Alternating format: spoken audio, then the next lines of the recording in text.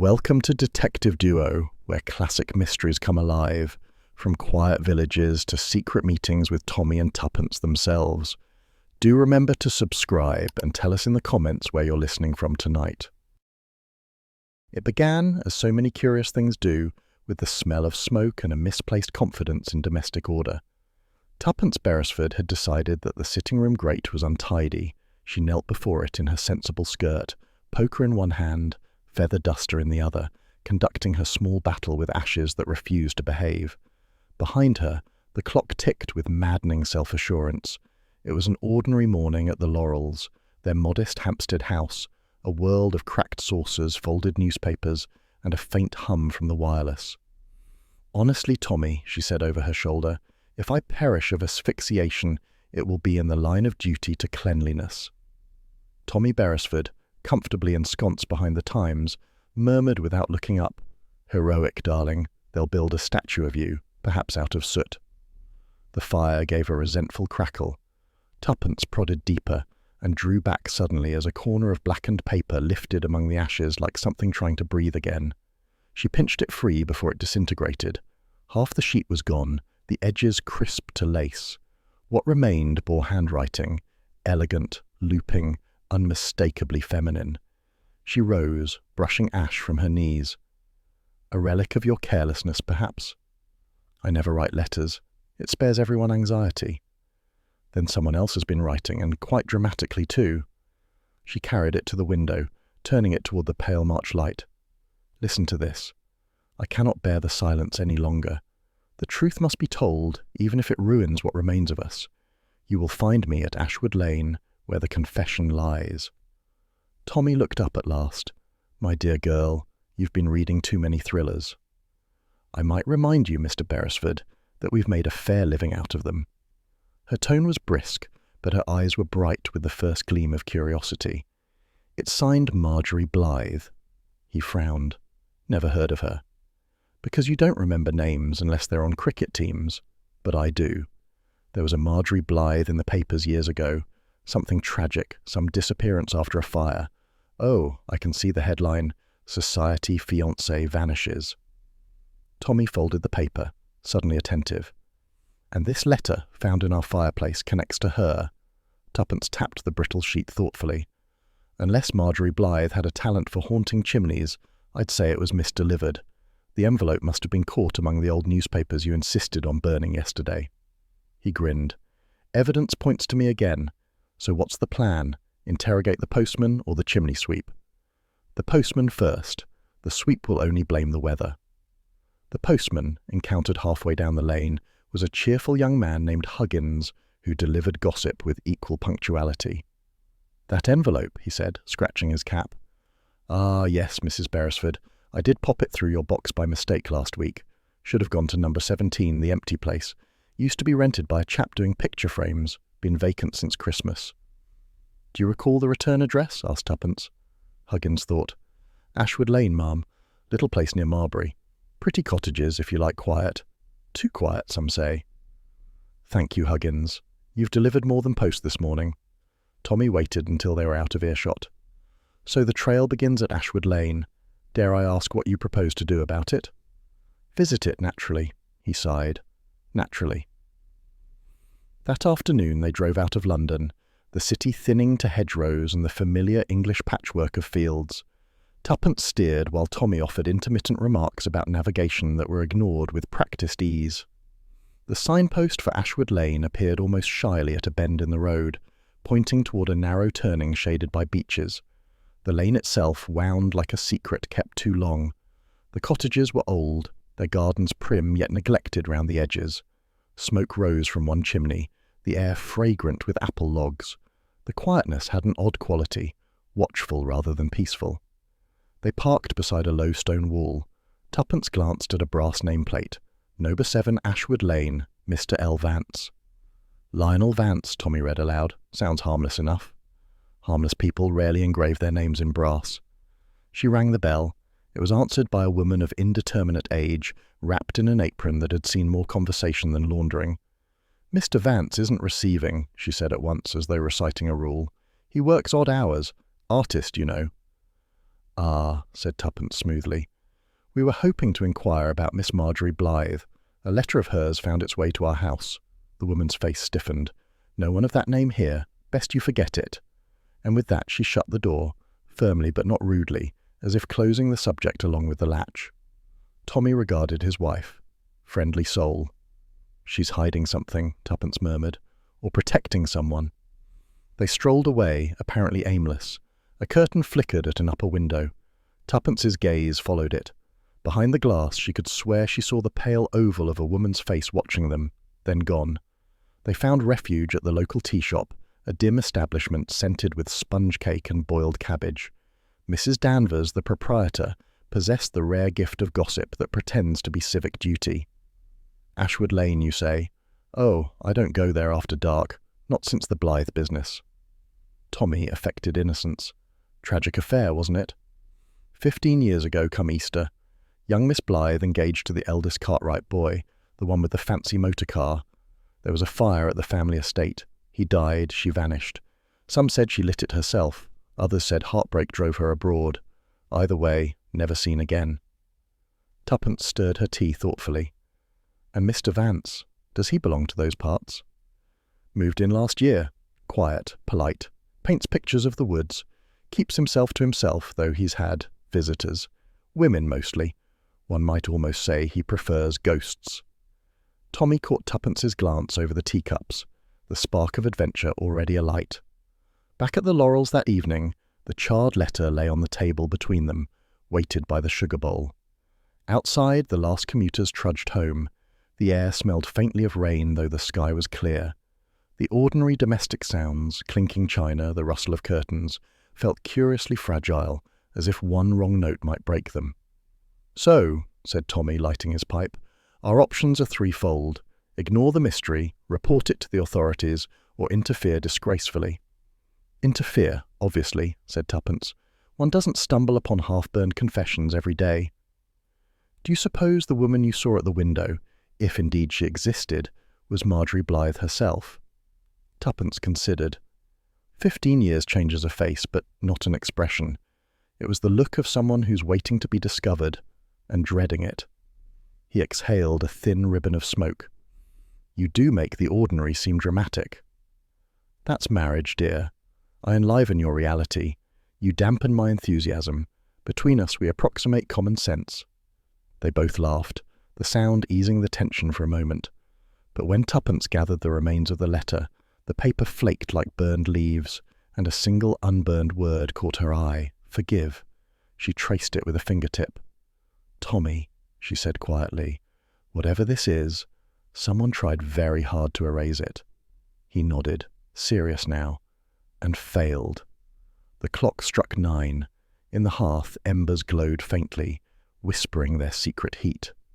Tuppence dropped the letter back into the grate, not to destroy it, but to hide it once more, as though the ashes themselves were now guardians of a mystery neither could yet name. Outside, unseen beyond the lace curtains, a figure paused by their gate, watching the lamplit windows of the Laurels before melting back into the dark. The next afternoon, Ashwood Lane looked disarmingly peaceful. Peaceful in the way of a sleeping cat whose claws they now knew were real. Peaceful in the way of a sleeping cat whose claws show if you look too closely. Tommy Beresford steered their small motor car around the last bend and drew up beside a stretch of mossed stone wall. The cottages sat huddled together like elderly spinsters sharing secrets, each roof bowed with ivy, each garden primly contained behind low gates. A smell of wood smoke hung in the air. Someone was baking, someone else mending. Yet beneath the domestic harmony there lingered a sense of deliberate silence, as though the lane itself preferred not to be overheard. "Well," Tommy said, switching off the engine, "picturesque enough to be harmless." Tuppence adjusted her hat in the mirror. "Harmlessness, my dear, is nearly always the first disguise of evil, or of boredom. Either way, I mean to expose it." They stepped out. The only sound was the faint clatter of a milk cart turning the corner. Number 7 Ashwood Lane stood midway down, a neat brick cottage with green shutters and a climbing rose that had long since given up climbing. Its windows were curtained, the paintwork slightly blistered. Before they could knock, a voice hailed them from across the road. Back again, are you? A widow in voluminous black stood among her geraniums, hands sunk into her hips with proprietorial ease. Her face possessed that particular bloom of curiosity, nourished by village air and unspent energy. "How perceptive," said Tuppence sweetly. "Mrs. Danvers, the same from the tea shop." The widow beamed. "The same. You're after Mr. Vance, no doubt. Always attracts attention, he does, what with his paint and his manners." Tuppence approached the gate.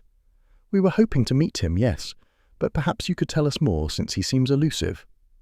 Mrs. Danvers waved them toward a garden chair with the air of one bestowing favours. "You'll have a cup of tea. I can't speak ill of neighbours without refreshment." Inside the cottage parlour the atmosphere was thick with doilies, china dogs, and the smell of boiled cabbage struggling heroically against cheap perfume. Mrs. Danvers bustled, poured, and settled like a ship coming to port. "Now," she began, handing out cups, "Mr. Vance keeps to himself. Artist type, always staring at things and not seeing them. Restores old paintings, or so he claims. Came here after the war. Nice enough, but people don't warm to him. He's private." Tommy accepted a scone. "And before him?" "Oh, that was the Blythe family's place. Fine people once. Owned half the lane until the tragedy. Poor Miss Marjorie. Lovely girl. Bit high-spirited. They say she was engaged to one of the Cartwright boys, but after that fire, well, she disappeared. Whole business hushed up. Some folks thought she'd run off abroad, others that she'd," Mrs. Danvers lowered her voice dramatically, "done away with herself out of guilt." Tuppence stirred her tea with deliberate calm. "Guilt for what, exactly?" "Setting the blaze," some said. "But you know how talk goes. Could have been accident, could have been worse. Still, it's curious Mr. Vance took this house of all houses. My husband, God rest him, always said the place kept its memories." Tommy leaned back. "Mr. Vance is unmarried?" "Never married, though he gets letters from ladies, I'm sure of it. Postman told me once, a Paris stamp no less. But I mind my own business." "Of course," said Tuppence gravely. Mrs. Danvers ignored the irony. "Still, he's not unkind. Helped the vicar mend a frame last Easter. Always polite. Too polite, if you follow me. People that smooth have something to hide." Tuppence smiled faintly. "Indeed I do follow you." They emerged an hour later, well fortified by tea and insinuation. The afternoon sun slanted across the cobbles, turning the ivy a dull bronze. Tuppence walked slowly, eyes everywhere. Curtains moved. A dog barked once and fell silent. "She's a treasure," Tommy observed. "If the Yard ever modernizes its intelligence service, they should start with her." "Don't be flippant, darling. She's provided motive, means, and mythology in one sitting." Tuppence paused before number 7 again. The curtains were drawn tight, yet faint strains of gramophone music floated through the half-open window, a lilting, melancholy tune from another decade. "Someone's at home," she murmured. "Let's try civility." Tommy rapped smartly. The music ceased. A moment later the door opened a cautious inch, revealing a narrow slice of a face, pale, fine-boned, eyes watchful behind round spectacles. "Yes?" "Forgive the intrusion," said Tuppence with her most disarming smile. "We're looking for Mr. Vance." The man inclined his head. "You found him." She held out a card. "We're making inquiries about a letter that seems to have gone astray, addressed to this house but delivered to ours. It bore the name Marjorie Blythe." The pause was almost imperceptible but unmistakable. Then Vance's voice recovered its poise. "You must be mistaken. I don't know the name." "Curious," said Tommy lightly. "Our postman insists otherwise. Perhaps it was an old connection of this address." Vance smiled without warmth. "I couldn't say. Good afternoon." The door closed with soft precision. They walked away in companionable silence until they reached the bend where the hedgerow hid them from view. "Well," Tommy said, "that was refreshingly unhelpful." "On the contrary," said Tuppence, "it told me everything I needed to know." He laughed. "You always say that." "And I'm always right." His eyes, did you notice?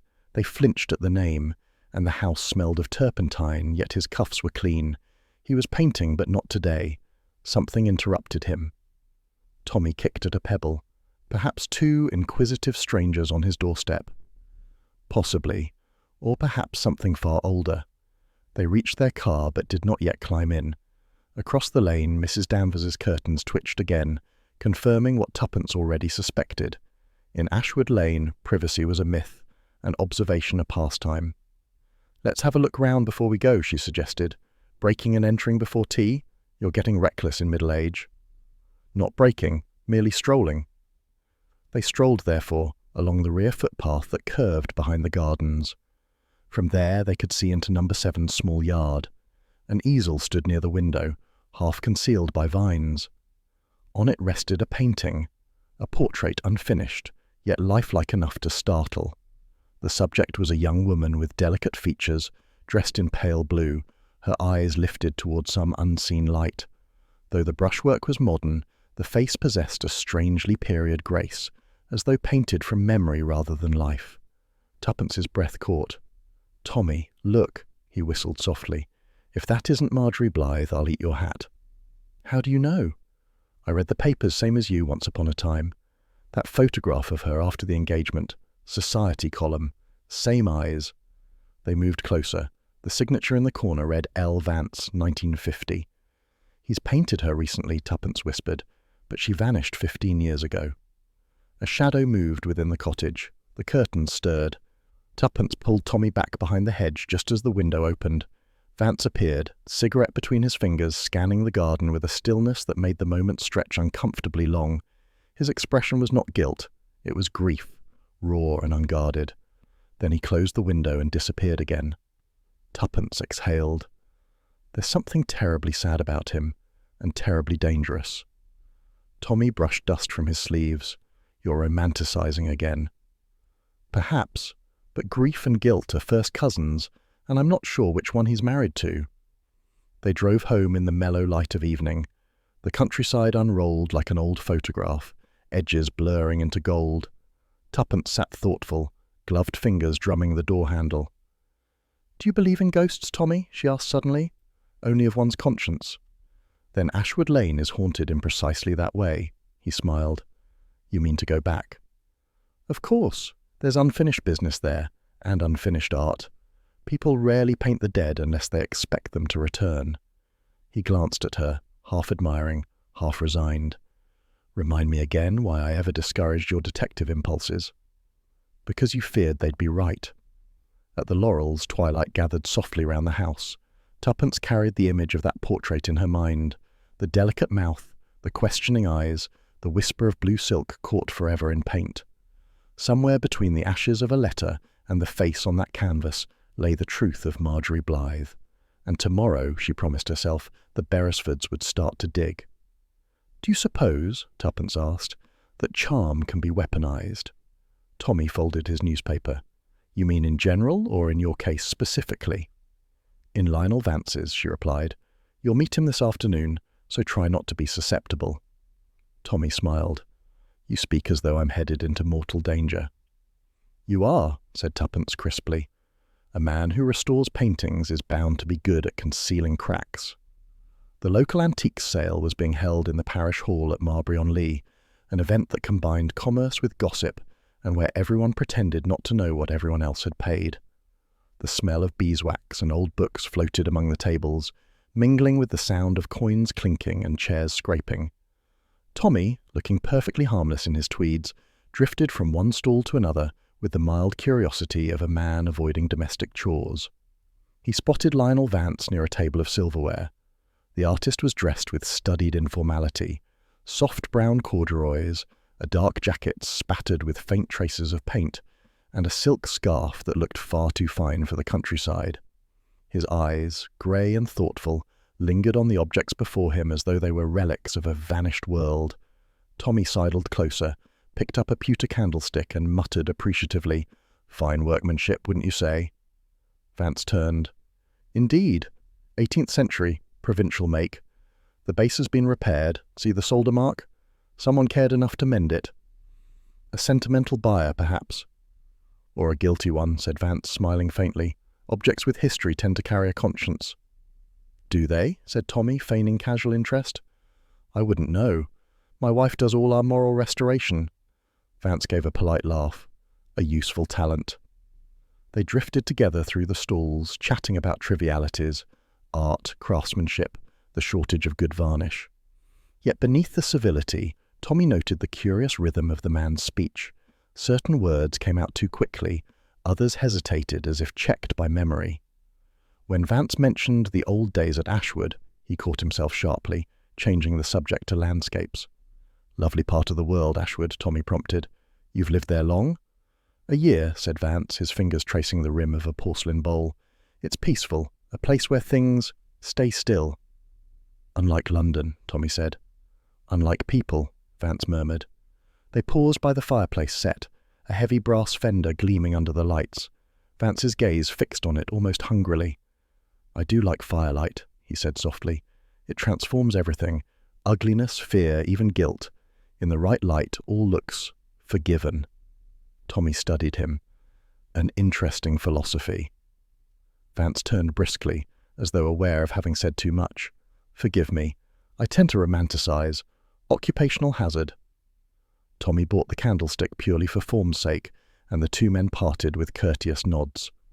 As Tommy stepped outside into the chill afternoon, he couldn't shake the image of that hungry look in Vance's eyes, the look of a man who missed something he had once burned. Meanwhile, Tuppence had gone in pursuit of more orthodox information. The vicarage at Marbury stood at the end of a gravel drive lined with chestnuts, their bare branches whispering faintly in the breeze. The vicar's wife, Mrs. Linton, received her in a parlour so immaculate that one feared to breathe. She was a pale woman, neat to the edge of invisibility, with hands that moved ceaselessly, arranging, straightening, smoothing. "How kind of you to see me," said Tuppence. "I'm helping a friend with some local history, and your name was mentioned." Mrs. Linton inclined her head. "My husband and I have been here since 1931. I know most of what is proper to know." Tuppence smiled. "Then perhaps you recall the Blythe family of Ashwood Lane." The teacup in Mrs. Linton's hand paused mid-air. "That was a long time ago." 15 years, I believe. A fire?" "Yes," said the woman quietly. "A dreadful business. The Cartwright estate burned to the ground. Young Andrew Cartwright, Marjorie Blythe's fiancé, was killed. She disappeared soon after." "Disappeared or fled?" Mrs. Linton looked up sharply. "One should not speculate about the dead." "You believe she's dead?" "Of course," said Mrs. Linton almost too quickly. "They never found a body, but, well, silence is its own grave." Tuppence leaned back, studying her. "I read there was a witness. Someone saw a woman leaving the estate that night." "A servant, yes. Claimed he saw a figure in a blue scarf running down the drive." Mrs. Linton's eyes unfocused slightly as though seeing it. But the man was half drunk and the story was hushed up. The Cartwrights valued discretion. "And yet," said Tuppence softly, "people still talk." Mrs. Linton's lips tightened. "Not here. We prefer to remember decently. Some things are better left to God." Tuppence's gaze fell on a framed photograph on the mantel. A young woman in a summer dress, standing in front of the old Cartwright estate, smiling toward the camera. The resemblance to the portrait in Vance's window was unmistakable. "What a lovely picture," Tuppence remarked. "Is that—" Mrs. Linton's hand darted forward, turning the frame face down. "A family memento. It means nothing." "I see," said Tuppence. She rose, thanking her hostess with graceful warmth, but her mind was already humming. That movement, the almost panicked haste with which the photograph had been hidden, was not the gesture of indifference. Tommy returned to the laurels first, his candlestick clinking in the basket seat beside him. Tuppence arrived half an hour later, cheeks flushed from the wind, eyes alight with curiosity. "Well," he said, pouring her a cup of tea. "Well," she replied, removing her gloves, "our Mr. Vance has a talent for contradictions. The vicar's wife believes Marjorie Blythe dead, but she trembled at her own conviction. And the witness's story, a woman in a blue scarf, seems to have been quietly buried." Tommy recounted his meeting at the sale, emphasizing Vance's peculiar attachment to firelight. "He said it forgave things," Tommy concluded, "not exactly the sentiment one expects from a decorator of frames." Tuppence stirred her tea thoughtfully. "Fire and forgiveness, guilt and ghosts, the usual ingredients," he smiled. "And your impression of Mrs. Linton?" She knows more than she dares to remember.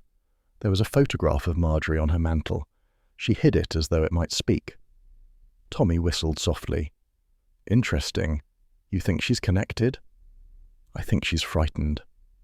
That evening, as dusk settled over Hampstead, the Beresfords sat before their own hearth, ironically echoing the symbol that seemed to haunt the case.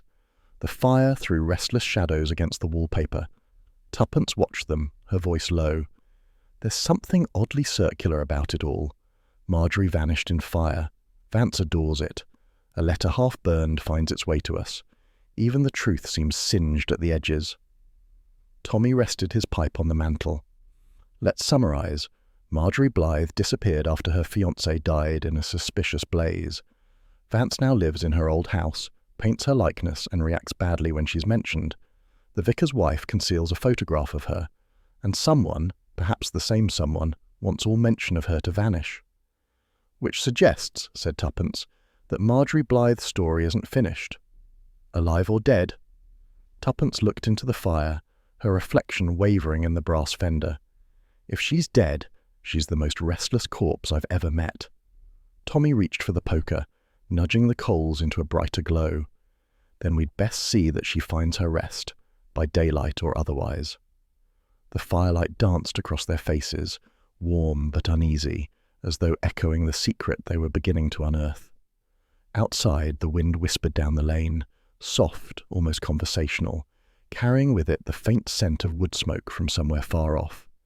And in the distant quiet of Ashwood Lane, behind drawn curtains, Lionel Vance sat alone before his hearth, staring into the flames until they painted the ghost of Marjorie. The next morning, the mystery led Tuppence to the most respectable of places, the parish office. Tuppence Beresford was discovering that respectability could be a far more efficient lock than any keyhole. The vicar's secretary, a brisk woman with rimless spectacles and the moral rigidity of a hymn book, had provided tea, biscuits, and the bland smile of someone determined to reveal absolutely nothing. I'm afraid, she said, shuffling papers with bureaucratic piety, that the older parish records are incomplete. The war years were difficult, you see. Storage problems, dampness. Tuppence smiled pleasantly. Yes, so I've heard. Dampness is remarkably selective, isn't it? It seems to have attacked precisely the year 1935, and only those pages referring to the Blythe family. The secretary blinked. Coincidence, I'm sure. Of course, said Tuppence, sipping her tea. Coincidences are so tidy. They save everyone such trouble. When she left, the lady's polite facade remained intact, but her eyes followed Tuppence down the path like shutters closing. Outside, the air was crisp and still. The church bells were being polished by an elderly verger, who nodded to her without warmth. The entire village seemed afflicted by the same polite forgetfulness. People smiled, chatted about weather and marmalade sales, but the moment the name Blythe entered a sentence, conversation faltered like a gramophone needle catching on a scratch. By mid-afternoon, Tuppence's patience had worn thin. She joined Tommy at the Red Hart, the only establishment in Ashwood where truth might be coaxed with cider. Well, he asked, looking up from his pint, did the good parish reveal its secrets? Only that mildew is more discreet than malice, she said, removing her gloves. Every reference to Marjorie Blythe has been lost to damp. Letters, records, even the parish newsletter. Someone's done an immaculate job of tidying history. Tommy stirred his drink. Perhaps it's a local pastime. They all seem devoted to forgetting. Oh, quite. In fact, I'd wager the village creed is, if it didn't end well, it didn't happen. She leaned in, lowering her voice. What about you? Did our friend the constable prove more talkative? Tommy grimaced. He did, until I mentioned the name. Then he turned philosophical, said some things are best left buried, and changed the subject to trout fishing. Which tells us, said Tuppence, that the village isn't merely silent, it's rehearsed. He smiled. You're beginning to sound like the old days, the gleam in your eye, the scent of conspiracy. And you, she replied, sound like a man who's forgotten what happens when I get a gleam. Later that afternoon they decided on a walk, purely, as Tommy insisted, to keep up appearances. Ashwood Lane was beautiful in a slightly menacing way, the kind of beauty that seemed aware of its effect. The cottages huddled beneath the long arms of the beeches, their chimneys breathing out faint curls of smoke that smelled of peat and secrecy. Children played hopscotch on the cobbles, their voices carrying thinly in the cold air. Tuppence's attention caught on a tune, soft, sing-song, the sort of rhyme children repeat without understanding. Ashwood ashes, secret sleep, one for silence, two to keep. The rhythm of it made her stop. "Where did you learn that?" she asked the nearest child, a freckled boy with an alarming quantity of jam on his chin. "From my gran," he said proudly. "She says it's an old saying, means you shouldn't poke about in what's done and gone." Tuppence smiled sweetly. "Does your gran live near here?" He pointed toward the far end of the lane. "In the house with the lilac gate." "Thank you, darling." She pressed a coin into his sticky hand, which immediately rendered it stickier. Tommy raised an eyebrow. "You're bribing minors now?" "I'm investing in oral history," she said, "much cheaper than archives." Mrs. Greeley of the Lilac Gate turned out to be a stout woman with the complexion of unglazed pottery and a laugh that wheezed like a concertina. She ushered them into a kitchen smelling of apples and paraffin. "Old rhyme, is it?" she said, wiping her hands. "Oh, that's been about since my mother's time. Ashwood ashes, secret sleep, meant to remind children not to wander near the old estate after the fire. The ground's cursed, they say. Nothing grows right there." "Why not?" asked Tommy, accepting tea in a cup that had survived both wars and several cracks. Mrs. Greeley shrugged. "Some say the fire didn't just take a man. It took what was good in folks' hearts. After that, no one spoke of it. Not proper to mention Miss Blythe or what happened to her. I don't hold with ghosts myself, but—" her eyes flicked to the window. "Best not tempt what's quiet."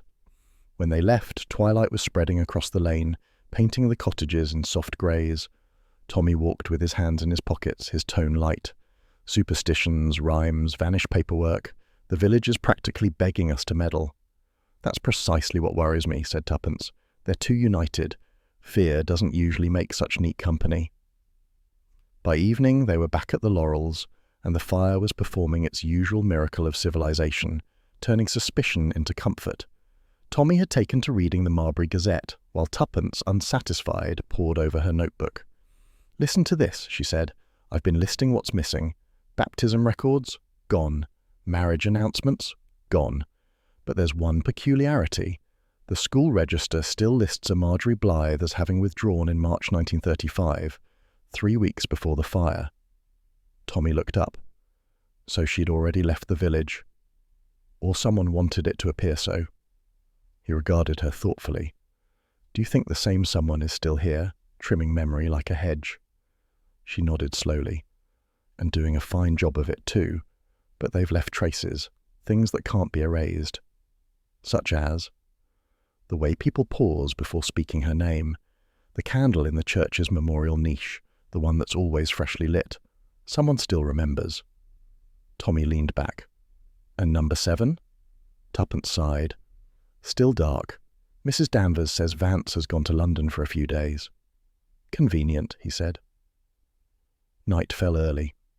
The village sank into its well-bred quiet, the kind that muffles even dogs from barking. Tuppence, restless, found herself at the window long after Tommy had gone to bed. The lane was silvered by moonlight, the cottages asleep. Only the church clock dared to move, and then she saw it. A single flame, faint but steady, glowed behind the curtains of number 7. For a moment she thought it must be reflection, but no, it flickered like candlelight, alive and deliberate. The rest of the house was dark. She watched for a full minute, pulse quickening. No movement, no silhouette, only that patient little flame, as though waiting to be noticed. She crossed the room quietly, shook Tommy's shoulder. "Wake up," he groaned. "If it's burglars, they can have the candlestick." "Number 7, she whispered. "There's a light." That woke him properly. He joined her at the window, peering through the gap in the curtains. "You're right," he said softly, "but I thought he was in London." "So did I." "Could be Mrs. Danvers with her nose pressed to the glass."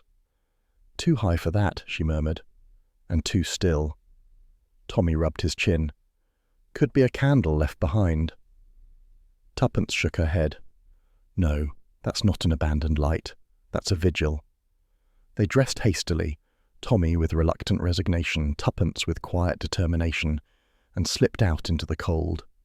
The lane was eerily hushed, their footsteps sounding indecently loud on the cobbles.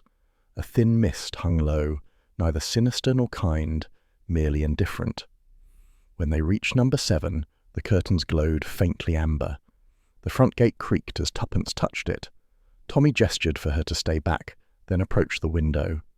Through the lace panel, the interior was dim but visible. The parlour with its easel and half-finished canvases, and on the mantel a candle burning beside the silver locket they had once glimpsed. But there was no sign of Lionel Vance. Tommy tried the door. Locked. He knocked softly. No answer. The candle wavered once, as if in acknowledgement. Tuppence whispered, "Someone's been here since he left. Look, the paintbrushes are gone from the jar." Tommy nodded grimly. "And that means either Vance returned, or someone else has taken up residence." A door creaked somewhere inside. Both froze, but after a tense pause there came only silence. "Let's not invite trouble unarmed," Tommy muttered. "We'll come back tonight, with questions." Tuppence lingered, eyes fixed on the wavering flame. "Ashwood ashes," she murmured under her breath. "Secrets sleep, one for silence, two to keep." As they walked back toward the car, she turned for one last glance. The candle was still burning, small and steadfast in the darkness, guarding whatever truth refused to die. The following night began with an argument. "Tommy," hissed Tuppence, "if you light that torch again, I shall hit you with it." "I can't see without it," he muttered. "You said we were staking out number 7, not stumbling blind through a hedgerow." "It's called observation, not illumination. Spies do it in the dark." "Spies," he replied, "are paid better." The quarrel subsided only because both froze at once. Somewhere beyond the crumbling wall a latch clicked softly. A faint glimmer moved through the shrubs. A figure slipping from the gate of number 7, the beam of moonlight catching the trailing end of a blue scarf. Tuppence caught her breath. There! But Tommy was already moving, silent but swift, his shoes crunching on gravel. The figure darted toward the churchyard path, skirts brushing against brambles. The lane echoed with quick, uneven footsteps. "Stop!" he called. The woman did not. She ran lightly, desperately, the scarf trailing like a comet. When he rounded the corner, she was gone, vanished between the leaning gravestones and the yew trees that loomed black against the sky.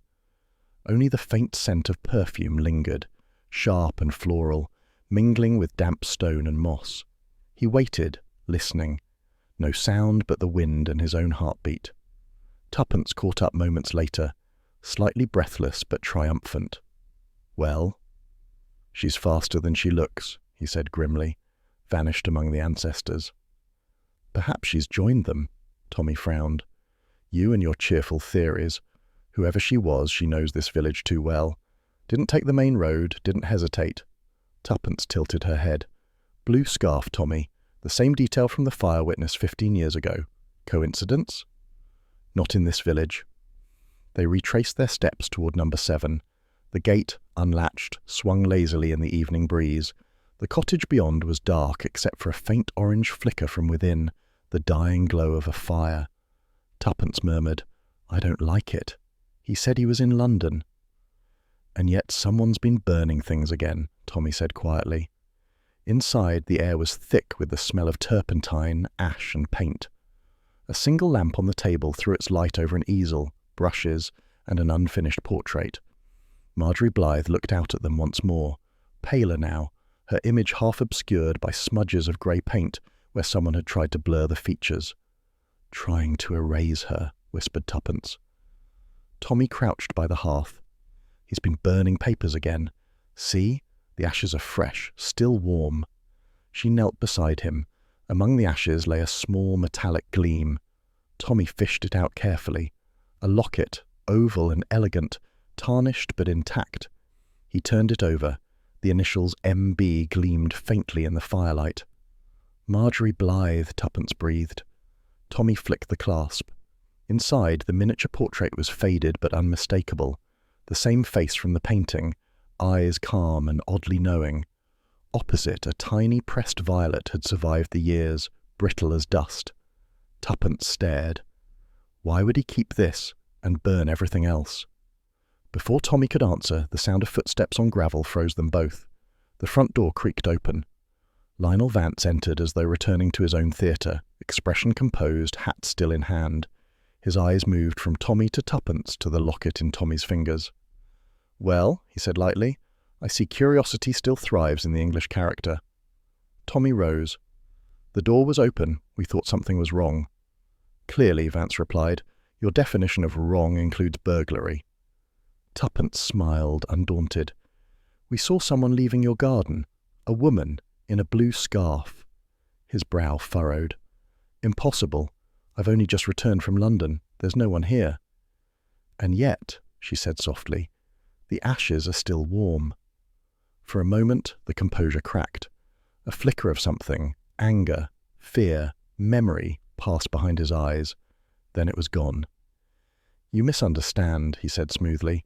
"I burned some old sketches before I left. Nothing of value." Tommy gestured toward the locket. "This was nearly among them, I suppose." Vance's tone was mild, but his knuckles whitened around his hat. "That belonged to my aunt, Marjorie Blythe. She died abroad many years ago. I kept a few of her things, sentimental rubbish." Tuppence exchanged a glance with Tommy. "And yet you paint her face." "Family resemblance," he said as too quickly. "You've a vivid imagination, Mrs. Beresford." Tuppence's reply was quiet but sharp as glass. "Yes, Mr. Vance. It served me rather well." He moved across the room, setting his hat neatly on a chair. His gestures were controlled, but the tension was palpable, coiling beneath the surface. "You must forgive the disorder," he said. "I'm preparing an exhibition, old restorations, new canvases. Artists live among their ghosts, you know." Tommy's eyes swept the studio. "Some ghosts are harder to live with than others." Vance's lips twitched. "A philosophical truth, Mr. Beresford. Now, if you'll excuse me, it's been a long journey."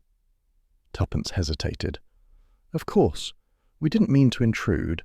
Though, it's strange, isn't it, how certain names survive accidents of time and fire?" Vance turned sharply. "Meaning?" "Meaning," she said evenly, "that ashes don't always destroy what they're meant to." Their eyes met, hers curious, his shadowed by something she couldn't yet name. Then, with the faintest smile, he opened the door. "Good night, Mrs. Beresford.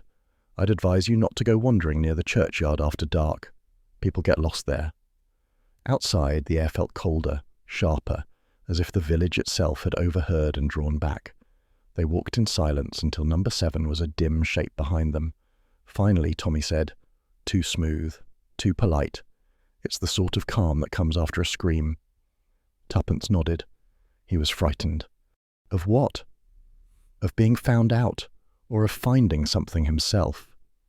She stopped under the arching trees, looking back. The windows of number 7 were now dark. No candle, no firelight, only the moon reflected faintly in the glass. "Tommy," she said quietly, "did you notice the smell?" "Turpentine?" "Not just that. Freshly used turpentine, the sort that lingers when someone's been painting or cleaning up blood." He gave a low whistle. "You do have a knack for cheerful thoughts." "I smelled fear," she said simply, "and that's much harder to fake than paint." Back at the Laurels, the fire had burned low, and the clock ticked like a patient observer. Tuppence paced, restless energy coiled beneath her calm. Tommy, ever practical, poured whiskey and handed her a glass. "So, what have we learned?" She took a sip. "That Lionel Vance is lying about Marjorie Blythe.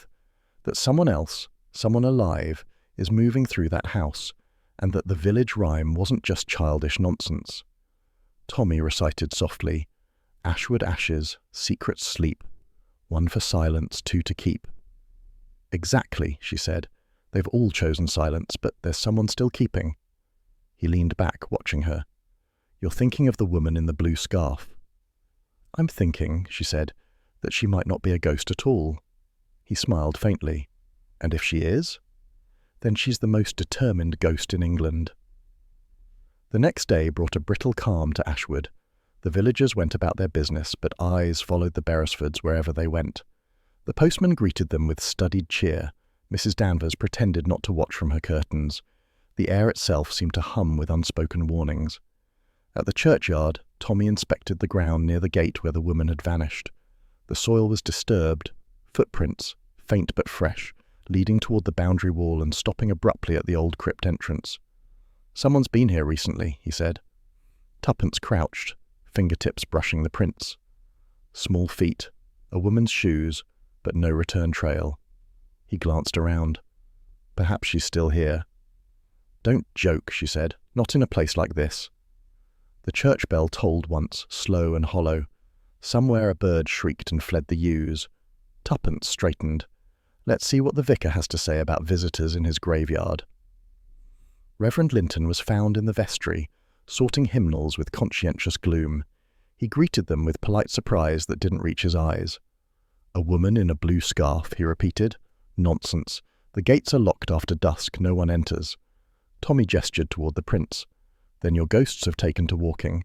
The vicar flushed. "I'll thank you not to mock sacred ground, sir." "Forgive me," said Tuppence gently. "It's just, well, there's a candle burning in number 7 again last night. It made us wonder whether some of the dead have returned to settle unfinished matters." The vicar hesitated, his hands trembling slightly over the hymn book. "Some matters," he said finally, "should remain unfinished." He turned away before they could question further. That evening, back at the Laurels, Tuppence set the locket on the table beside the fire. The violet inside had crumbled into dust. "She's everywhere," she murmured. "In the painting, the locket, the ashes, the rhyme. Every time someone tries to erase her, she returns." Tommy leaned closer. "Then maybe she's not trying to be remembered. Maybe she's trying to confess." Tuppence looked up sharply. "Confess what?" He shook his head. "That's what we need to find out." The fire flickered, casting gold across the locket's engraving. The letters MB shimmered like two small flames. Outside, somewhere beyond the garden wall, footsteps crunched faintly on the gravel. Slow, measured, unhurried. Tuppence rose, every nerve alert. "Tommy!" He was already at the window, but when he threw it open there was nothing, only the still night and the faint scent of violets drifting on the air. It was Tuppence's idea that they accept the invitation. Tommy's instinct had leaned toward the opposite, an instinct based, he claimed, on common sense and self-preservation. But curiosity has always been the stronger fuel in their marriage, and so, when Lionel Vance's neat handwriting arrived on pale blue notepaper, "Tea tomorrow, 4 o'clock, to clear the air," Tuppence's answer was a prompt and polite acceptance. "Clear the air," Tommy repeated next morning over breakfast. "There's a phrase with possibilities." "Yes," said Tuppence, buttering toast. "It might mean sincerity, or suffocation." He eyed her. "You're planning something." "Only observation," she said innocently. "You, my dear, will provide distraction by asking entirely the wrong questions." They arrived at number 7 Ashwood Lane at precisely 4 o'clock. The cottage looked deceptively ordinary in the afternoon light, windows open, a wisp of steam curling from the teapot on the sill, and the faint sound of a wireless playing Chopin. The scent of freshly cut grass mingled with the unmistakable tang of turpentine. Lionel Vance himself opened the door, his smile perfectly measured. "Mr. and Mrs. Beresford, how punctual. Do come in. I believe conversation is always better when taken with tea." The parlour had been transformed since their last visit. The easel stood neatly covered with a dust sheet. The ashes in the grate were swept away. A single vase of violets occupied the mantelpiece, and the air was heavy with Darjeeling's perfume.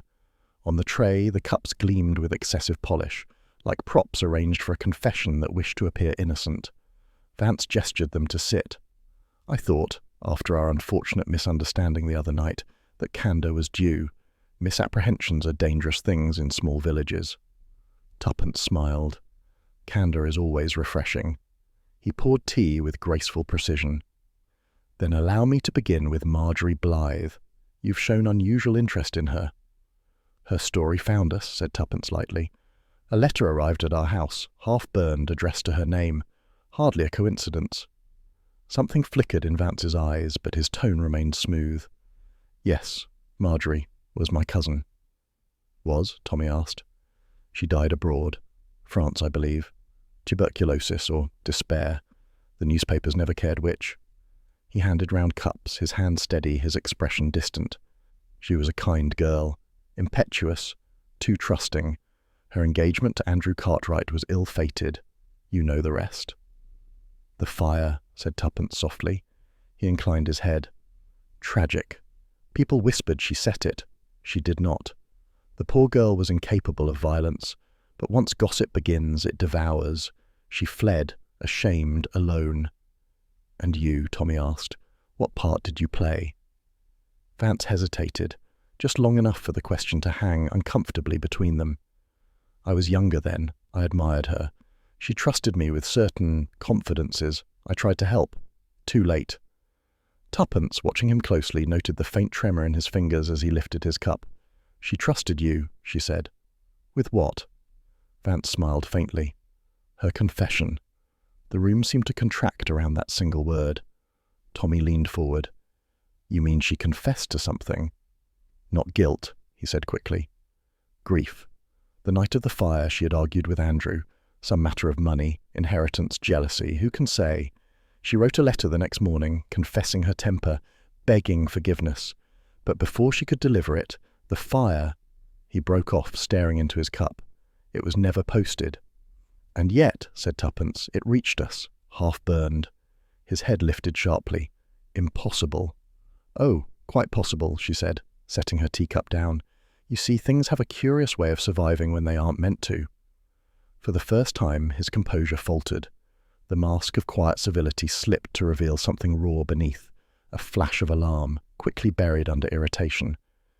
"That letter should have burned," he murmured, almost to himself. Tuppence's voice was gentle. But it didn't. The silence that followed was heavy. Outside, a bird shrilled once and fell quiet, as though startled by its own boldness. Vance's gaze fixed on the teapot. His hand, still holding the cup, trembled. "I see you've done your research," he said at last. "You're determined to stir ghosts. Why?" "Because ghosts," said Tuppence, "tend to linger until they're heard." Vance laughed softly, without humour. "You sound like Marjorie. She believed confession could purify everything, herself, others. But confession destroys. It lays waste." Tommy said quietly, "It depends on what it reveals." Vance looked up then, sharply enough to startle even Tuppence. "You think me guilty of something?" "Not yet," said Tommy, "but it's early in the conversation." He set his cup down and rose, pacing to the mantel. The afternoon light caught the sharp planes of his face. His shadow stretched long across the carpet. "I shouldn't have invited you," he said softly. "The past is not a story for tea."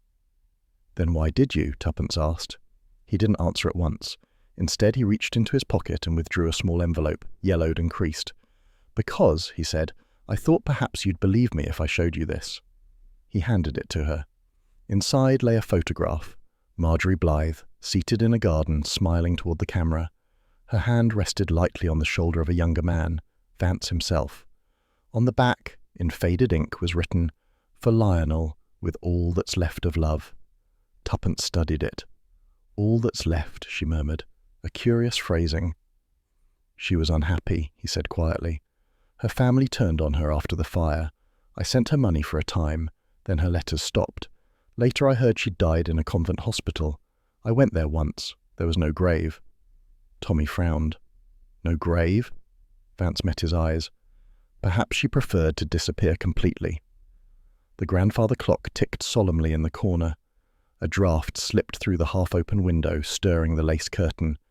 The candle on the mantel wavered, throwing tremulous shadows across Vance's face. Tuppence, always alert to atmosphere, felt a chill trace her spine. "Tell me," she said softly, "why does the lane still whisper her name? Why the rhyme, the silences, the missing records? People don't conspire to forget unless they're protecting someone." His mouth tightened. "You've been listening to gossip." "Gossip," she said, "often starts with truth." He turned on her suddenly, voice rising. "You don't understand. The fire ruined more than one life. Andrew Cartwright was no innocent. He used her, used us both. There were papers, deeds, money. Marjorie tried to save him, and in doing so condemned herself." His hands trembled, the veneer of gentility cracked. Then, catching himself, he exhaled sharply and sank back into his chair. "Forgive me. I've said too much. Tommy exchanged a look with Tuppence. You said enough to make us wonder whether you're afraid of her return. Vance's eyes flashed. She's dead. Are you sure? Said Tuppence. He didn't answer. The wind gusted, stronger this time, extinguishing the candle with a soft hiss. The room dimmed, the fire's glow flickering over their faces.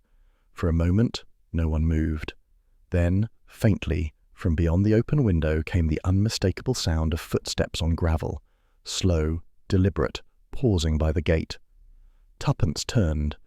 Through the curtain, a shadow passed across the patch of light, tall, slender, unmistakably feminine. Vance's face drained of colour. No, he whispered. Not again. Tommy moved to the window, but when he looked out, the lane was empty. She was there, Vance murmured, voice hoarse. The blue scarf, I saw it. Tuppence's tone was calm, though her heart was pounding. Who did you think it was? He didn't reply. Instead, he went to the mantel, relit the candle with a match that trembled in his hand. You'd best go now. This conversation has gone too far. Tuppence stood. One last question, Mr. Vance. If Marjorie was your cousin, why did she sign her letter to you, not as Marjorie, but M.B.? Vance froze mid-motion. The candle flame wavered again. What are you implying?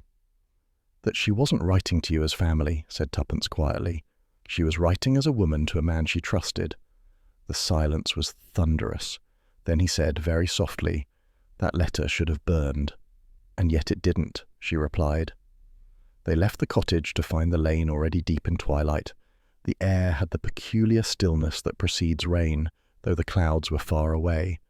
Behind them, the faint glow of Vance's candle burned in the window like a single eye refusing to blink. As they walked toward the car, Tommy said, He's lying, of course. Of course, said Tuppence, but not entirely. Lies that neat always have a thread of truth running through them. He opened the door for her. You believe he loved her. I believe he destroyed her and hasn't stopped loving her for it. Tommy started the engine. That's quite a combination. Yes, said Tuppence softly, and very English. They drove in silence until the lane ended at the main road. The hedges rose high on either side, dark green tunnels that seemed to hum with secrets. At last Tommy spoke. What do you think the footsteps were? She glanced back toward the village. Someone watching. Maybe the woman in the blue scarf. Maybe Marjorie herself. He laughed uneasily. I thought you didn't believe in ghosts. I don't, she said. But I believe in guilt, and guilt walks very quietly. Back at the Laurels, the evening settled into ordinary sounds again. He kept demanding supper, the kettle whistling, the wireless murmuring a waltz. But the calm felt fragile, like painted porcelain that might crack with a whisper. Tuppence sat at the writing desk, spreading out her notes, the letter fragments, the rhyme, the initials M.B. Tommy stood behind her, watching. Where do we go from here? He asked. Backward, she said, always backward. Vance's story doesn't match the timeline. If Marjorie wrote to him after the fire, she was alive, but he said she fled before it, so either he's mistaken or she came back. And that, said Tommy, is the part he's afraid of. She looked up at him, eyes bright. Tomorrow we talk to the vicar's wife again. She's hiding something too. They all are, he nodded. And if the woman in the blue scarf appears again? Tuppence smiled faintly. Then perhaps she'll finally tell us which of them is lying. Outside, unseen from their window, the figure indeed stood once more at the bend of Ashwood Lane, motionless, face hidden by the pale shimmer of a scarf. The candlelight from number 7 flickered faintly against the mist, then vanished as if a hand had snuffed it out. And somewhere in the stillness, a voice whispered, a woman's, distant but distinct, that letter should have burned. The first sound was not the siren, but the bells, wild, uneven, and wrong. Tuppence woke with the vague sense that the world had tilted. The clock read a little after 6. The village was alive with shouts, the acrid tang of smoke already threading through the morning air. "Tommy!" she called, pulling back the curtains. He joined her at the window, shirt half-buttoned, hair in comic disarray. Good Lord! Ashwood Church! The spire stood against the pale sky like a torch, red tongues of flame licking up through the bell tower. Smoke rolled in thick grey coils over the rooftops. The bells clanged madly, then fell silent as the ropes burned through. Tuppence's voice was steady. The parish records were kept there. Tommy swore softly. Coincidence? There haven't been any since we arrived. They reached the green as the first fire engine wheezed up the lane, its paint dulled by years of peacetime neglect. Villagers ran with buckets, forming a line from the pond, their faces ghosted with ash. The vicar, bareheaded and frantic, shouted orders no one heeded. Smoke poured from the windows, turning the stained glass into hellfire. Tommy pushed through the crowd. "Where's Mrs. Linton?" "In there," someone shouted. "She went to save the registers." Tuppence grabbed his sleeve. "Go, I'll keep people back." He didn't argue. Ducking beneath a low arch, he plunged into the nave. The heat was monstrous, pressing close, filled with the roar of collapsing beams. He caught sight of Mrs. Linton by the chancel, struggling with a leather-bound ledger. "Leave it," he shouted. She shook her head, coughing. "The names, they mustn't burn." He seized her arm, half-dragged her toward the door. A section of roof groaned and crashed behind them, showering sparks. Together they stumbled out into the sunlight, half-blind. The precious ledger clutched to her chest. Tuppence was there, wrapping her coat round the woman's shoulders. "Bravest thing I've seen since Dunkirk," she said briskly. "Now breathe." Through the haze, Tommy caught a glimpse of movement beyond the gate. Two figures in sharp relief against the smoke. Lionel Vance and a woman in a dark cloak, her scarf bright blue even in the ash-grey morning. They were arguing, the gestures violent and close. Then the fire engine's hose swung round, blocking his view. When the water cleared, both were gone. By noon the blaze was out, leaving only the skeletal spire and a silence that rang louder than the bells. The police arrived from Marbury, efficient, expressionless men who took notes while the villagers muttered their rehearsed astonishment. "Accidental, most likely," the inspector announced. "Faulty stove in the vestry." "Rubbish," said Tuppence under her breath. Tommy, nursing a singed sleeve, gave her a warning glance. "Let's hear their theory before we supply a better one." Mrs. Linton, pale but composed, sat on the steps of the vicarage. The rescued ledger rested beside her, its edges blackened, pages steaming faintly. Tuppence knelt. "May I?" The woman hesitated, then nodded. "I only manage this one. The others, gone." Tuppence flipped gently through the damp pages. Births, marriages, deaths, all neatly recorded until the entries stopped abruptly in 1935. Marjorie Blythe's name was not there. "Strange place for a stove," she murmured. Mrs. Linton's eyes flickered. "Some things burn too easily, Mrs. Beresford." Before Tuppence could press further, the vicar called her away to give a statement. Tommy leaned close. "You saw Vance," she nodded. "With the woman?" And he looked furious. "Then someone's nerves are fraying," he said. "Accidents seldom happen twice." They walked back through the smouldering lane, the air thick with the metallic scent of wet ash. Children poked at puddles where hymn books floated like drowned birds. On a charred beam near the gate lay a scrap of paper, curled and blackened but still legible in part. Tuppence bent to retrieve it. The ink had run, yet a few words remained. "I lit the fire, but not to kill him." The signature beneath, though half-eaten by flame, was unmistakable. Marjorie Blythe. Tommy exhaled. So she did confess, at least to lighting something. "And someone," said Tuppence, "wanted that confession to vanish." She wrapped the fragment carefully in her handkerchief. "Let's get this home before the constable decides it's meaningless." At the Laurels, the atmosphere felt foreign, the domestic calm fragile. Tuppence laid the paper flat on the table beside the locket and the remains of the earlier letter. "It matches the hand," she said. "The same looping M." Tommy paced. "So, she admits to starting the fire, but claims it wasn't meant to kill. That suggests accident or a cover story." "Or truth," Tuppence said softly. "A desperate one." He turned. "You think Vance found this in the records?" "I think he, or someone working for him, knew it was there. The timing's too perfect." Tommy poured 2 cups of coffee, black and strong. "Then why destroy the whole church? Overkill, even for a guilty conscience." Tuppence looked at the curling fragment, its edges brown and fragile. "Because fire is tidy, it leaves only silence." That afternoon they went calling, ostensibly to express sympathy. The village, however, had transformed overnight into a fellowship of amnesiacs. Everyone admired the bravery of the fire brigade. No one had seen a woman in a blue scarf, and certainly no one believed in arson. Even Mrs. Danvers, usually a volcano of gossip, adopted a saintly hush. Tragic, she told them, eyes wide. The Lord's will, surely.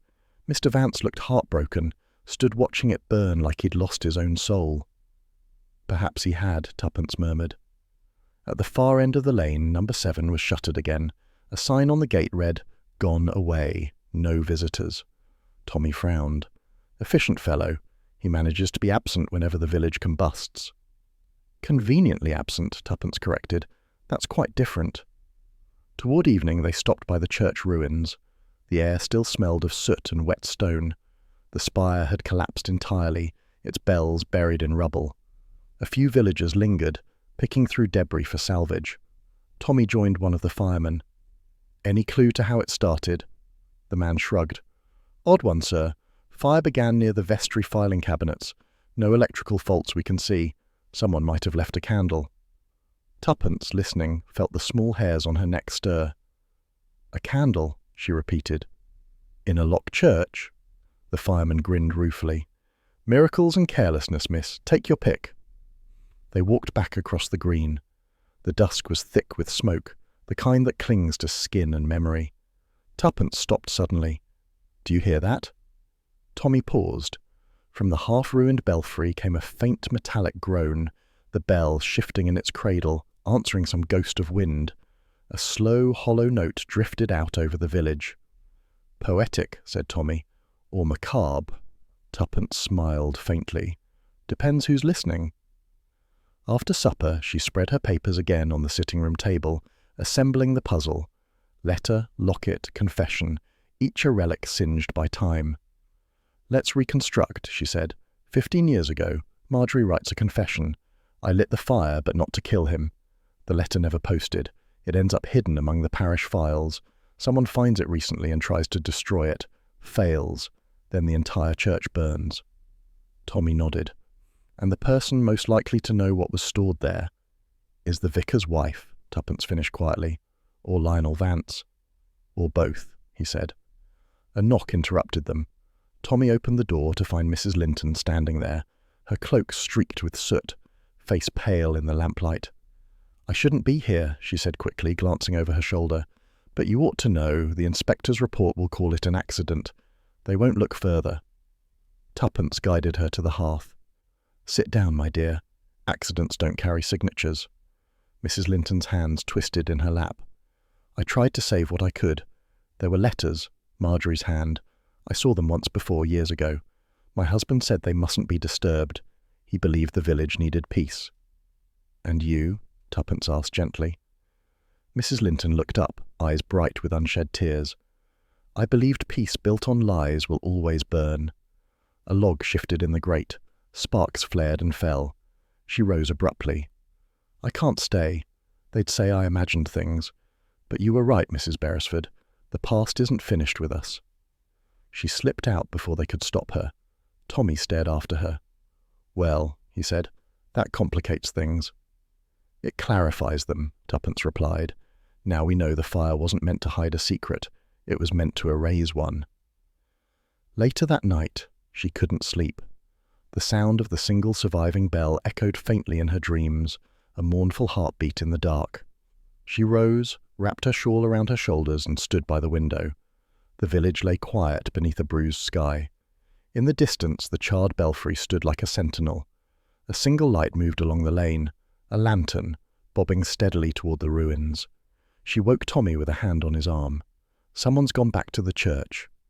They dressed in haste, taking the torch he wasn't allowed to use last time, and followed the winding path. The grass was slick with dew, the air smelled of smoke and damp earth. At the edge of the ruins they paused. The lantern's glow came from within the church, near the collapsed altar. Tuppence whispered, "Stay behind me." Tommy wisely obeyed. They stepped closer. The figure bent over the rubble, turning charred fragments with delicate care. When the torch beam caught her face, Tuppence gasped. "Mrs. Linton!" The woman straightened, guilt and determination warring in her expression. "I thought you'd gone to bed." "What are you looking for?" Tuppence demanded. The rest of her confession, Mrs. Linton said simply. I saw her write it. Tommy stared. Marjorie Blythe? She nodded. She came to the church that night, the night of the fire. My husband found her there. They argued about truth, about forgiveness. When the flames rose, he swore it was accident, but I knew. She broke off, pressing a hand to her mouth. He made me promise silence. Tuppence's voice was gentle. Why come now? Because silence has burned us all, she whispered. And because I saw him tonight, Mr. Vance, near the gate again, carrying paraffin. Tommy took a sharp breath. Good heavens, he means to finish the job. Before they could move, the beam of another lantern sliced through the smoke. Lionel Vance stood at the gate, eyes blazing, the paraffin tin in his hand gleaming like polished gilt. Put it down, Vance, Tommy said quietly. Vance looked from one to the other, then to the ruins. You don't understand. She asked me to end it. The records, the gossip, the lies. She begged me to burn it all.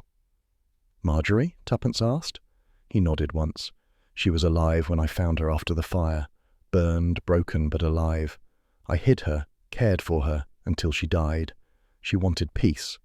Mrs. Linton shook her head. Peace doesn't come by fire. For a long moment, none of them spoke. Then Vance dropped the tin, the clatter echoing like a gunshot. Perhaps not, he said softly. Perhaps peace only comes with truth. He turned and walked into the darkness, leaving the three of them amid the ruins. By dawn, the village was quiet again. The sky above the belfry blushed faintly pink, like smoke turned to memory. Tuppence stood beside Tommy, holding the recovered fragment of confession. She lit the fire, she murmured, but not to kill him. Then who died? Tommy glanced toward the churchyard where the new graves lay side by side, unmarked. That, he said, is the question someone will kill to keep buried. And as the first sunbeam touched the shattered bell, a thin wisp of smoke rose once more, from nowhere, from everywhere, curling upward through the silence of Ashwood Lane. The sound of the doorbell that morning was small and polite, so discreet it almost seemed to apologize for disturbing them. Tuppence, halfway through her second cup of tea, set it down slowly. "Postman?" she asked. Tommy, folding his newspaper, shook his head. Too early, and too timid. He opened the front door to find no caller in sight, only a small parcel lying squarely on the step. Brown paper, no address, tied with a faded blue scarf. Tuppence joined him, breath catching at the sight. That scarf again. The material was unmistakable. Soft silk, frayed at one edge, the colour of twilight. She untied it with careful fingers. Inside was a leather-bound book, the cover cracked but intact. A faint scent of violets rose as she opened it. "Tommy," she whispered. It's her handwriting. Across the first page, in neat copperplate, the diary of Marjorie Blythe. For a long moment they said nothing, the air between them taut with the fragile weight of discovery. Tommy was first to move. Let's get this inside before someone sees.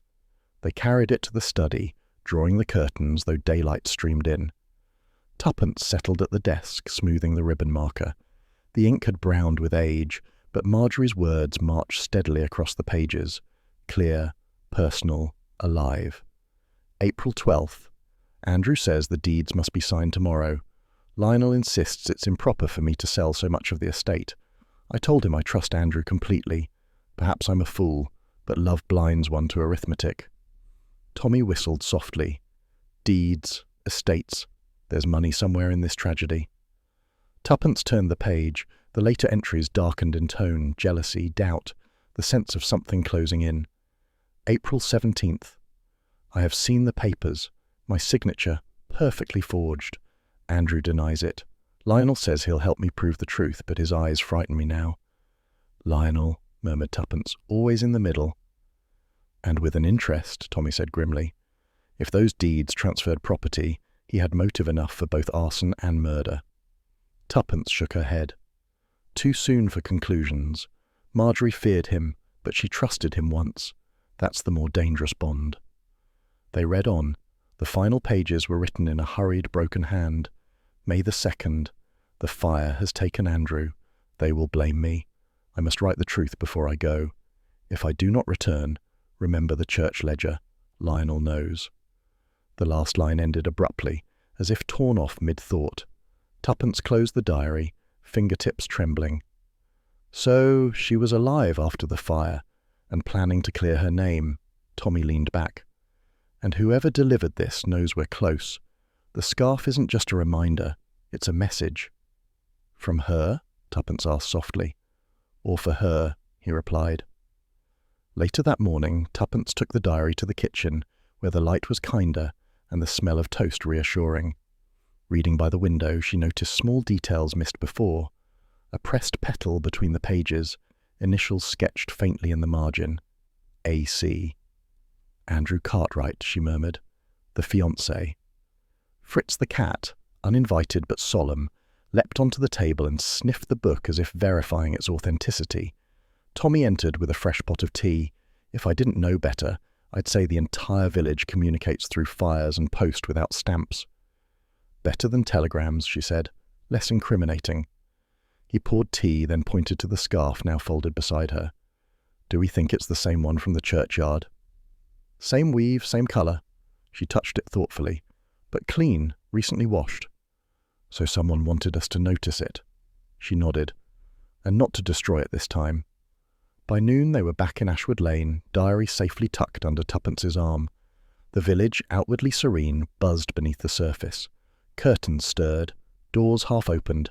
The aftermath of the fire had left everyone brittle with curiosity and fear.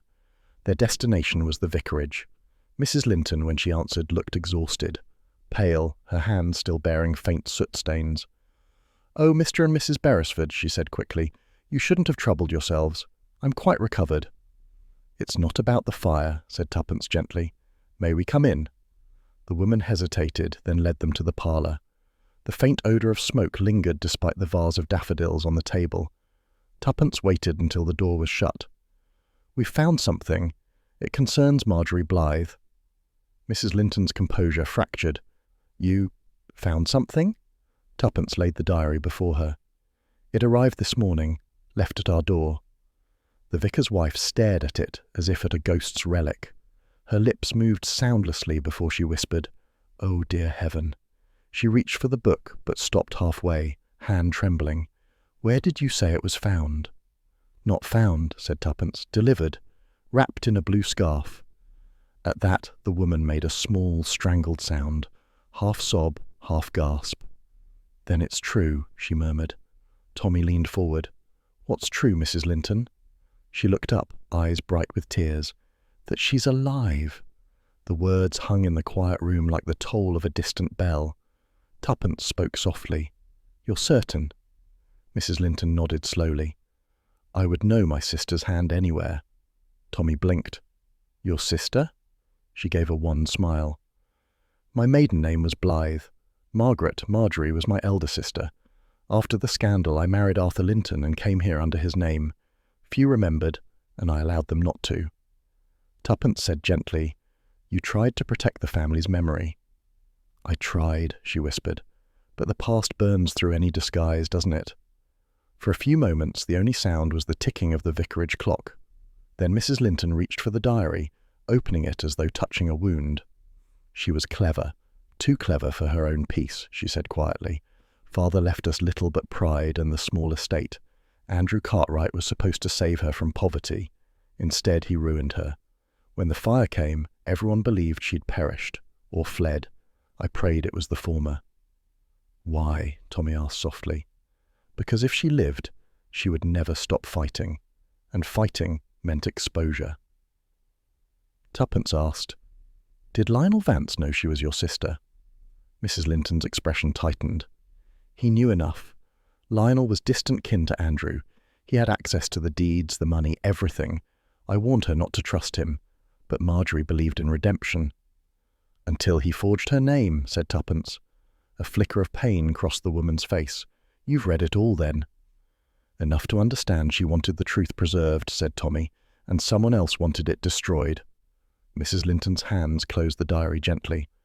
"I thought that chapter ended with the fire, but if she sent this—" Tuppence leaned forward. "Then she's nearby." A knock startled them all. The vicar entered, calm as ever, his manner faintly stiff. "Ah, Mr. and Mrs. Beresford, I trust you're not distressing my wife." "On the contrary," said Tuppence, "we're helping her remember."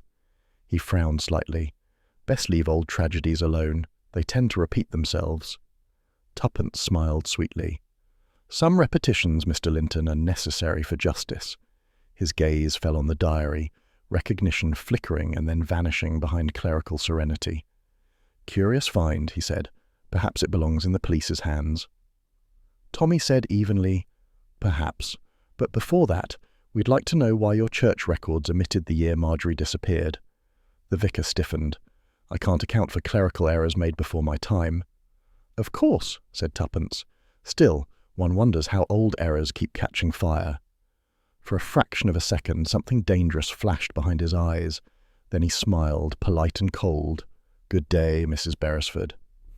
Outside, the spring air felt too sharp after the vicarage's tension. Tuppence walked briskly, scarf fluttering, thoughts racing. "He knows more than he'll ever admit." Tommy nodded. "And he's afraid of that diary. Did you see his face when he spotted it?" "Yes, like a man recognizing a warrant for his own arrest." "Do you believe her sister still lives?" Tuppence hesitated. "I don't know, but the person who delivered that package wanted us to believe she does. Which could mean she's alive, or someone wants us chasing ghosts." She sighed. "Either way, they've succeeded." That evening, Tuppence reread the diary by lamplight. The ink shimmered faintly, as though breathing. One entry, dated May the 3rd, caught her eye. "I've hidden what matters in the place where bells do not ring. If he finds me before you do, remember, confession is not the same as forgiveness." She closed the book slowly. "Where bells do not ring," she murmured. "Tommy, that could be the old bell tower," he finished, "collapsed in the fire. Or somewhere beneath it." "Then tomorrow," he said, "we dig." She smiled faintly. "You, my dear, have always wanted to play archaeologist." But before morning came, another message arrived. This time no bell, no knock, only the soft slip of an envelope under the door. Inside, a single line written in the same hand as the diary. "You are not the only ones who remember." Tuppence held it in silence for a moment, then looked up at Tommy. "Well," she said calmly, "our audience grows." "Or our suspects," he replied. "Both," she said. "And whichever it is, one of them will bring the past to our doorstep again." She folded the blue scarf, laid it beside the diary, and turned down the lamp. But long after the house fell quiet, she could still see its colour in the dark, faint, persistent, and alive. It began, as most of their plans did, with tea and a touch of mischief. Tuppence stirred her cup thoughtfully. "If one wanted to catch a guilty man, Tommy, what's the quickest bait?" Tommy looked over the top of the Times. "A cheque for a large amount, I should think." "Wrong." She tapped her spoon against the china. "The truth, or at least the promise of it." He folded the paper, resigned. "You're going to announce that we've found a confession, aren't you?" She smiled. "Exactly. Lionel Vance won't resist that sort of theatre. The man's ego is built on unfinished performances." By mid-afternoon, the rumour had blossomed through Ashwood Lane with all the stealth of a brass band. Mrs. Danvers repeated it over her garden wall. The grocer mentioned it to the postman. By evening, even the vicar was reported to have sighed. "At last, the poor girl's soul may rest." Exactly as Tuppence intended. At 6 o'clock, she and Tommy prepared the laurels for the night. Curtains drawn, one lamp left burning low. On the table, an empty envelope marked "Final Confession" in neat, unmistakable script. Tuppence adjusted it to catch the lamplight. "Stagecraft, darling. If we're going to trap a ghost, we might as well do it in style." Tommy checked the revolver he had borrowed from an obliging inspector in Marbury. "I'd rather not play ghost hunter armed only with charm." "Charm has worked so far," she said serenely, "but it never hurts to have punctuation." Dusk deepened into a velvet blue. The clock on the mantel ticked toward 9. Outside, the lane was hushed. Even the hedgehogs seemed to hold their breath. Tommy slipped through the kitchen and out to the back, where moonlight silvered the garden wall. He settled behind the lilac bushes, coat collar up, eyes on the French doors. From the study window he could just see Tuppence's silhouette moving with practiced calm, arranging, waiting. He smiled to himself. She'd have made a superb spy, he muttered.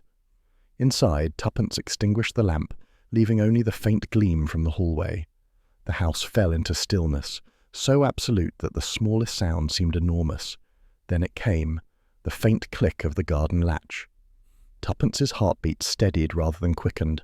She moved to the side of the study, into shadow, and waited. The window catch lifted with slow deliberation. A shape slipped through, a man's outline, tall, cautious. For an instant the moon caught his profile, Lionel Vance. He crossed the room silently, every motion rehearsed. His gloved hand reached the table, closed over the envelope. And Tuppence said quietly, "Looking for something, Mr. Vance." He froze. The lamplight flared on as she pulled the cord. Her tone was calm, almost conversational. "Do sit down. It's so awkward, thieving on one's feet." Vance turned slowly. The mask of courtesy was gone. In its place was the pale, haggard face of a man at the end of pretense. "You shouldn't have done this, Mrs. Beresford." "Oh, but I should," she replied. "You've been circling truth like a moth round a candle. It was time someone let you burn your wings." He took a step forward. "Where is the diary?"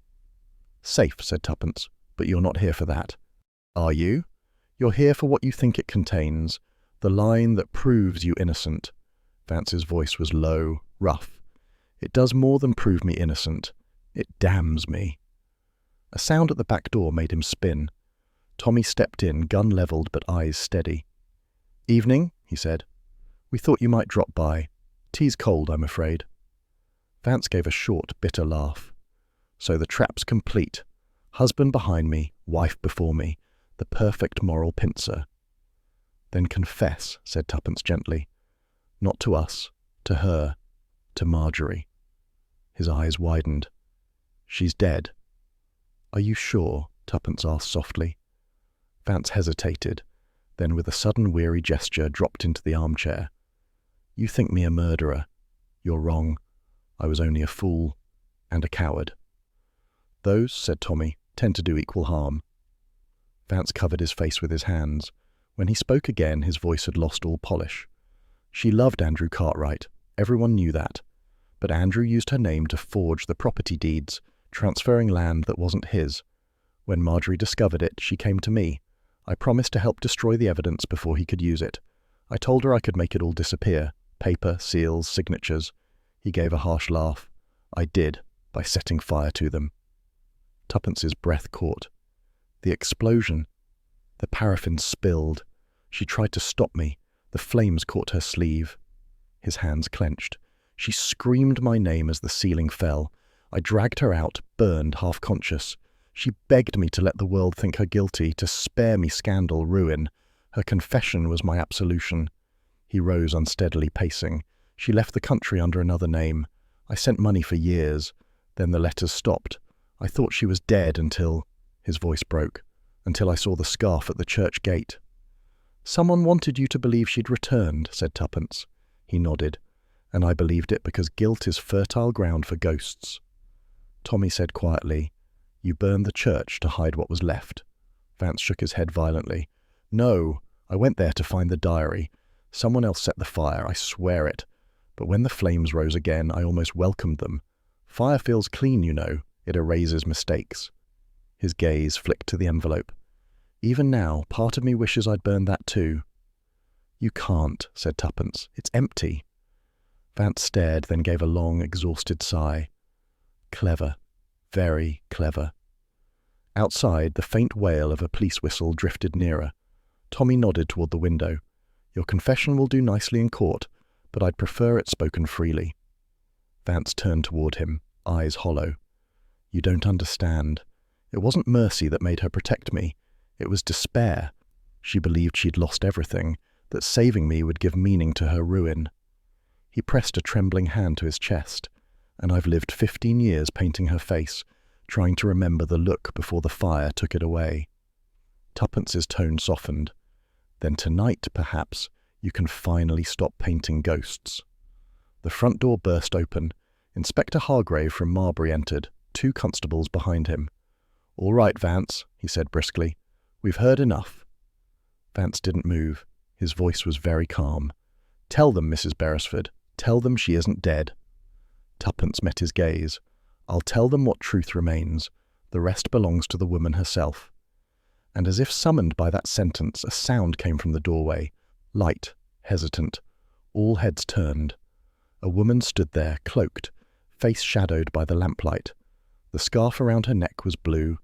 For a moment no one breathed. Then she spoke, her voice soft but clear. "He's right. I asked them to let me die." Tuppence stepped forward, eyes wide. "Marjorie Blythe?" The woman lowered her hood. Her hair, streaked with silver, framed a face marked by both beauty and time. The faint scars along her temple caught the light, but her eyes were steady. Vance made a broken sound. "Marjorie." She smiled, gently, terribly. "You still say my name as if it were forgiveness." He took an uncertain step toward her, the constables frozen in place. "I thought you gone, buried, lost." "I was lost," she said, "until I heard they were speaking of me again, digging at ashes best left cold. So I came home." Her gaze moved to Tuppence. "You found my diary." "Yes," said Tuppence, "and the truth inside it." "Then you know he didn't mean to kill," Marjorie said quietly. "But meaning changes nothing." Vance sank to his knees. "Marjorie, if confession could undo," she interrupted softly, "confession only uncovers. Forgiveness is another matter." Inspector Hargrave cleared his throat, awkward and human. "Mrs. Blythe, or Miss as it were, this is a matter for the authorities. We'll need statements." Marjorie nodded, calm. "You shall have them, but you'll find no crime left to punish, only guilt, and that's already served its sentence." She looked down at Vance. "Get up, Lionel. The world is cruel enough without you kneeling to it." Slowly he rose. The years of torment showed in the tremor of his hands, but something of relief too, like a man who had been waiting for punishment and found instead a kind of ending. Outside, the night had turned pale with moonlight. Hargrave's men led Vance toward the waiting car. He paused at the gate, looking back at Marjorie. "You'll paint again?" she said gently. "But paint the living this time." He bowed his head and went without another word. When the car's engine faded, Marjorie turned to Tuppence. "You've done what I could not, made truth walk in daylight." Tuppence smiled faintly. "It's what we do best. Though I confess, daylight is overrated." Tommy joined them, wiping his hands on his coat. "You might say we specialize in tidying other people's messes, though this one nearly burnt the house down." Marjorie's eyes softened. "You've both a gift, for persistence and for mercy. Remember that those two are rarely the same thing." She drew the scarf from her neck and laid it on the table beside the empty envelope. "Keep it," she said, "a reminder that even the things we try to burn have a way of returning." Then, before either could speak, she walked out into the quiet lane, her figure dissolving into moonlight and mist. For a long while, neither spoke. The clock ticked gently, marking the first moments of peace. Finally, Tommy said, "You realize, of course, that we've no idea where she's gone." Tuppence nodded. "Probably somewhere sensible, away from gossip and ghosts." He smiled. "And us." She reached for the blue scarf, running it through her fingers. "Not quite away from us. Some stories stay with you, Tommy. They cling." He put an arm around her shoulders. "Do you think she'll ever tell the rest?" Tuppence looked toward the window where dawn was beginning to bloom over Ashwood Lane. "No need," she said quietly. "We've heard enough for one lifetime." Outside, the village slept on, unaware that its oldest sin had finally spoken. Inside the laurels, the lamp burned low, its flame steady and small, like the truth itself surviving the fire. Morning broke gently over Ashwood Lane, as though the village itself had been holding its breath all night and was now exhaling at last. The church ruins lay quiet, wrapped in a pale haze that softened every jagged edge. No sirens, no whispers, only the sound of sparrows reclaiming their territory. At the laurels the kettle whistled. The small domestic noise felt miraculous after so many days of fire and confession. Tuppence stood at the window, watching the first sunlight touch the garden wall. "She's gone, of course," she said softly. "Vanished like a well-written ending." Tommy, already at the table with his paper and buttered toast, looked up. "Marjorie Blythe?" She left before dawn. Mrs. Linton saw her walking toward the station. No suitcase, no fuss, just the blue scarf. He nodded. Good timing. The inspector took Vance to Marbury an hour ago. He didn't resist. Tuppence sighed. He looked almost relieved, didn't he? Some people only stop carrying guilt when someone else is willing to take it from them. Tommy reached for the marmalade. You're turning philosophical before breakfast. Never a safe habit. Possibly contagious, she said, pouring tea. Ashwood seems full of it today. Repentance and toast crumbs. Later that morning they walked down to the lane, partly to see the aftermath, partly because human curiosity never quite retires. The church stood black-boned against the sky, yet peaceful now, the scorched air washed clean by dawn. A single bell, cracked by heat, hung at a crooked angle. Near the gate, a constable lifted his cap to them. All quiet now, sir. No further trouble expected. Tuppence's eyes strayed to a patch of scorched earth. Trouble doesn't vanish, she murmured. It just changes costume. Tommy smiled. That's rather good. We should put it on our letterhead.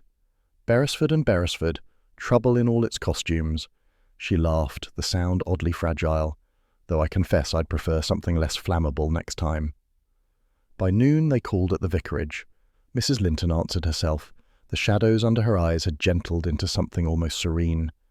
She came to me before she left, she said quietly. Marjorie, I mean.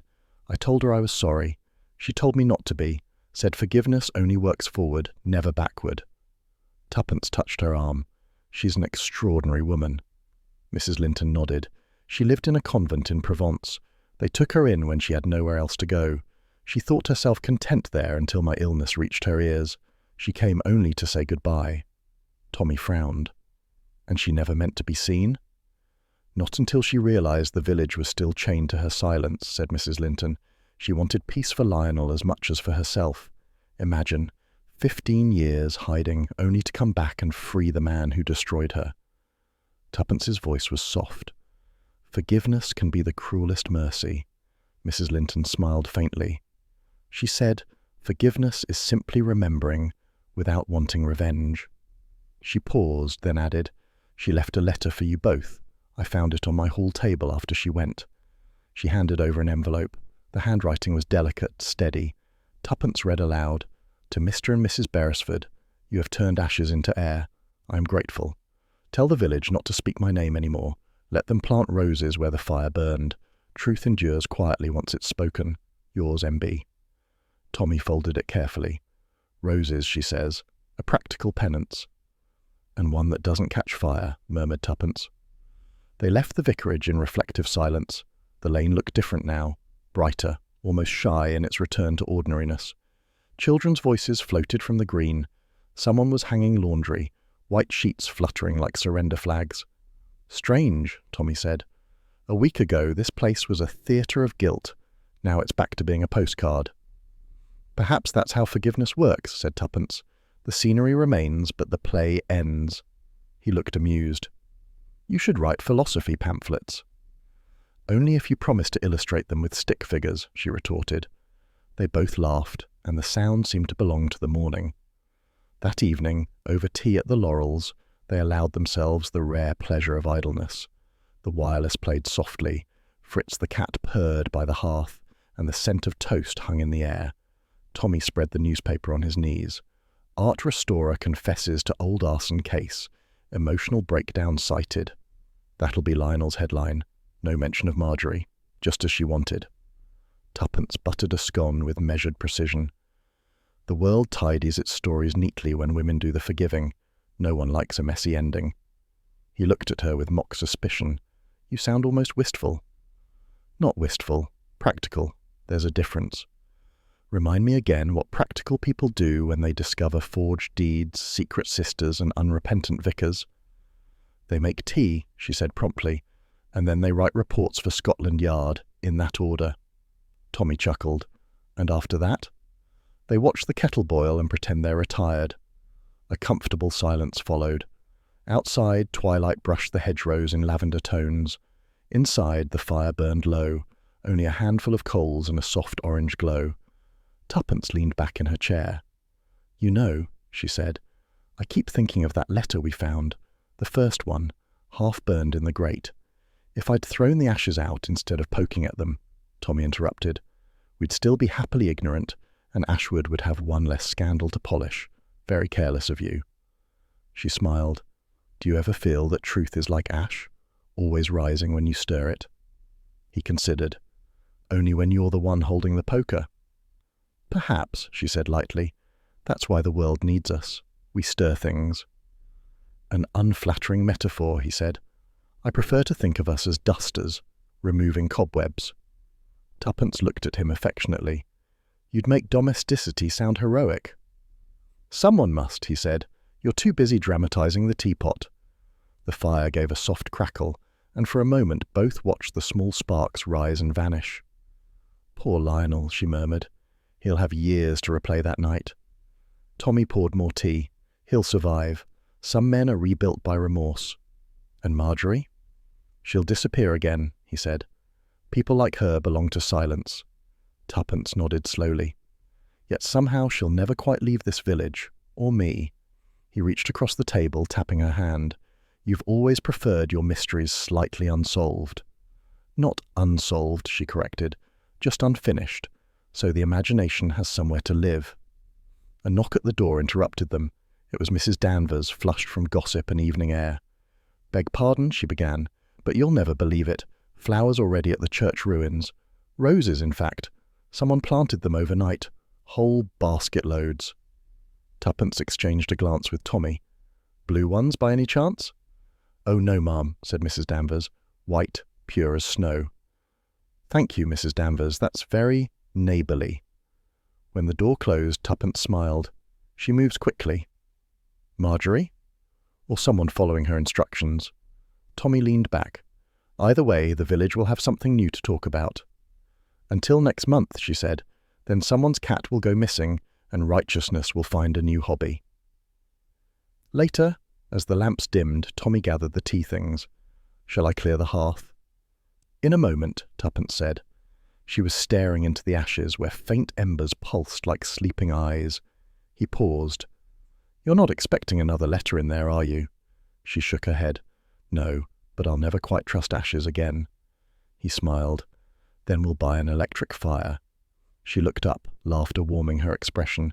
You and your modern contraptions. Give me a bit of risk, Tommy. Without risk, there's no story. He lifted the teapot in salute. To risk, and to never-ending stories. To truth, she said quietly, clinking her cup against his, because no matter how deep you bury it, it has a terrible habit of breathing. The clock struck 9. The last coal collapsed into dust and the room filled with a mellow glow, the sort of peace earned, not given. Outside, the village bells were silent, but the night felt whole again. Tuppence stood, drawing the curtains. Do you suppose we'll ever take a proper holiday? Tommy folded his paper. We might try, provided the hotel isn't on fire and the porter isn't forging deeds. She laughed, leaning against the doorway. Perhaps the next mystery will wait until we've unpacked. Doubtful, he said, but at least we've learned how to spot trouble early. How's that? It usually comes wrapped in a blue scarf. As they climbed the stairs, the last trace of smoke from the hearth drifted upward, faint and sweet, like memory refusing to fade. And if one had stood outside the laurels just then, one might have seen a wisp of light still glowing in the chimney, a final whisper of confession that had refused, even now, to burn away.